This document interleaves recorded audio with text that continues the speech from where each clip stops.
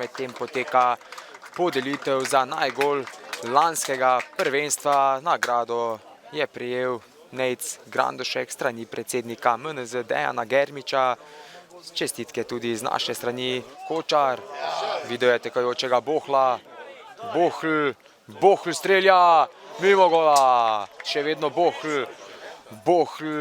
Iskal je Kočarja, slabo izbijanje gostov, strelja Pleteršek, obramba Dobnika. Če bi žoga preletela živi zid, bi se Šlebinger znašel v težavah. Tako je poskus Gajserja, nevarno. Petrovič proti Pišku in to je ekspresno vodstvo Marjete v drugem polčasu z 0-1. Napaka Brenceta. Gajser proti Peterka in Šlebinger 1-1, Peterka strelja, Mlakar. Atraktivno Grandošek, iskal je Bohla na mestu Kelc, Kočar strelja, Kočar izenačenje. Kakšen zadetek Kočarja, mojstrovina tega nogometaša, izenačenje 1-1, Brunšvik se ekspresno vrača v igro na tem obračunu. Lampret mimo Petroviča proti Kočarju. Kočar znova strelja, 2-1. Še ena mojstrovina Kočarja, ki je Brunšvik povedel v vodstvo. Medtem nevaren napad domačih, Bohl je krenil, na drugo stran, kjer se je vključil Pleteršek in domači vodijo s 3-1. Lepa podaja Bohla. Putrih, nevaren poskus Putriha. Kelc je vključil, to je 3-2.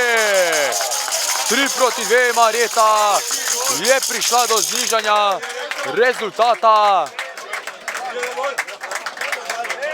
Kočar je odvzel žogo Pišku, Bohl proti Grandošek v priložnosti, brani Dobnik. In glavni sodnik dvoboja je medtem odpiskal konec današnjega občinskega derbija, ki je znova pripravil Brunšviku. Občutki so super, v tekmo smo krenili, tako smo se zmenili, tako nam je trener tudi povedal. To smo naredili in prišel je dober pozitivni rezultat. Srečen sem, da dva prekrasna zadetka, upam, da še bo dosti takih. Najbolj pa mi je seveda pomembno, da smo mi zmagali. Seveda tudi derbi, pa da se počasi pospenjamo na lestvici in prihajamo v staro formo, tako kot je bila lani. Tekma se je odvijala zelo podobno kot proti Staršam, kot ste že omenili. Ekipa še pri nas mlada, sestavljena iz 4, 5, 18, 20-letnikov in se to na takšnih kvalitetnih tekmah seveda pozna. Govorimo o dveh kvalitetnih nasprotnikih, Brunšvik, Starše, ki so izkusili že tudi igranje v 3. ligi. Tako da mi bomo točke iskali v naslednjih tekmah. S 3-2 se zmage na koncu veselijo domači nogometaši. Vseh 5 zadetkov smo videli v tem drugem polčasu. Gostje so sicer prešli v vodstvo preko Piška, nato pa 3 zadetki Brunšvika in s tem so tudi odločili ta obračun.